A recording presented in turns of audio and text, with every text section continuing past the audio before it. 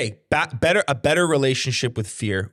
Tell us a little bit about your personal journey. What are the practical steps that you've taken on this within yourself, and then by extension within your company?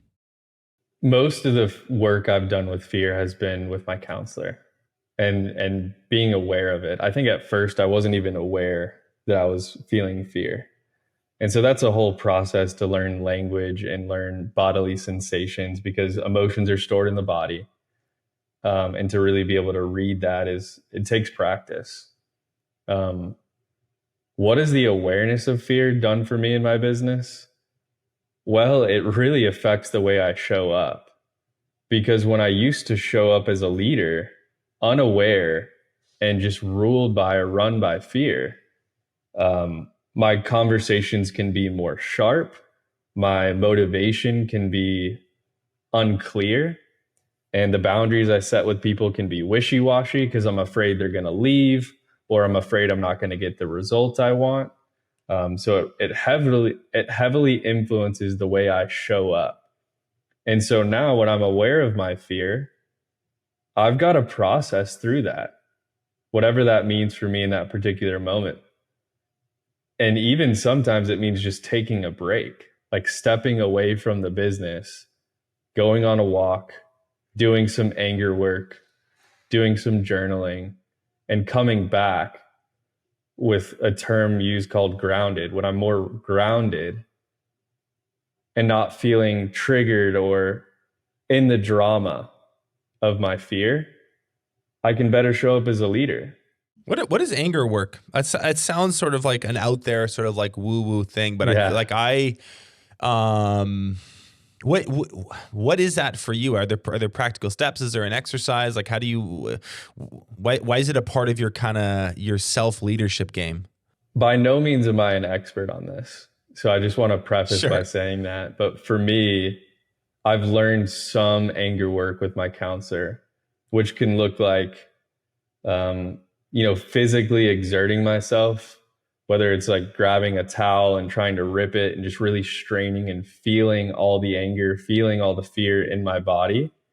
Where like this morning, I was definitely in the drama about some things, and I went upstairs and I practiced using my tennis racket and just let out some anger and help myself get connected to what was the source of that. It couldn't have been because a client was upset or a project failed or this didn't get paid. Like that kind of stuff is normal. So what was beneath that? And I remember sharing with my partner right before this call, Jason, he's a big part of my journey. I shared with him what I did and what happened. And he's like, what was the source of it? What was the source of your anger? And I still think this morning I'm trying to give it meaning, but I think we all have deep anger and deep fear that we haven't dealt with the source of. And it comes up easily. And if I'm not aware of that, I would have brought that anger maybe into this meeting, maybe into this podcast. It totally would have affected the way I showed up.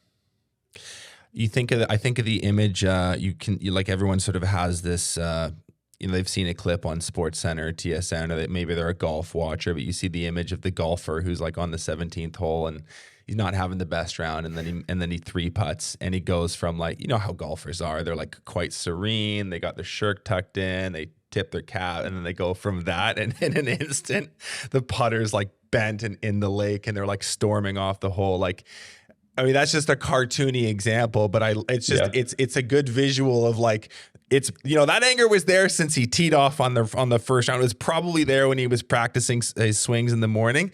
It sort of builds and builds and builds, and then there's like that release valve where it shows up. In this example, in a pretty embarrassing, not super functional way. You got to finish your round without a putter, but it's I don't know why I like glom onto that specific example, but I think that there's a business version of that as well. You're driving around in your truck and you're having a more or less okay morning, but there's something that a client says that just pisses you off, you lash out at them. Then you go back to your office, you lash out at your office person, you take it home with you that night. And it could, like, if, going back to this idea, if you're unconscious, that can literally just sort of bleed through the rest of your week, the rest of your month, the rest of your life, if it's not something that's sort of managed to some degree. Absolutely. It's, what you're describing with the golfer is rage. And I think I used to experience rage quite a bit, especially as a teenager. I was definitely that guy that punched holes in the wall. Mm. And there's such a big difference between healthy anger, which you can embrace and control and experience fully, and rage. And I think now I let healthy anger give me information about what I want to change, whether it's a new boundary or access to something within that I want to heal, versus rage, which put me in this cycle of totally uncontrolled. You have it's completely, you have zero. There isn't a single rein you have on that emotion. It's acting through you. I love that distinction you just made between healthy anger and rage.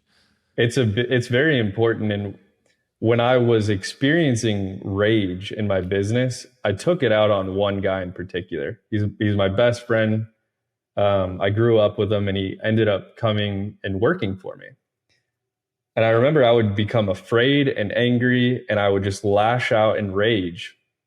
And he would kind of shut down, and then I would feel shame and guilt. And it was like rage or fear, anger, shame and guilt, fear, anger, shame and guilt. And it was just this cycle over and over and over again, to the point where, like, we had this relationship where he showed up in a way that was really inauthentic. I showed up in a way that was really inauthentic, and we were codependent, very unhealthy, and just had this, and we still have elements of that are still there. Mm-hmm. But we had to work through it in conjoint sessions, like go to counseling together and realize, like, what part of my unconscious trauma is touched by his, and vice versa, where we keep triggering each other. And I feel free from a lot of that guilt and shame. That must have been a fun moment when two like macho business guys have to go to counseling together and look at each other and talk about their feelings. That's pretty interesting, man. So you mentioned, sorry, go ahead. Maybe it comes from a source of desperation, but now it's like, when we have issues, we're like, yeah, let's book an appointment with Sarah. We need to work on this. Like, we realize this is just the next step. This is the action we have to take if we're committed to having a healthy and loving relationship with one another. Because that's what these relationships are. Like, for me, business is about love. And I've got to be able to have healthy, loving relationships with the people I work with if I can be congruent with what I'm talking about here today. Listen, if you like that clip, you can watch the full episode by clicking here. If you're not yet subscribed, you probably should be, and you can do that by clicking right here.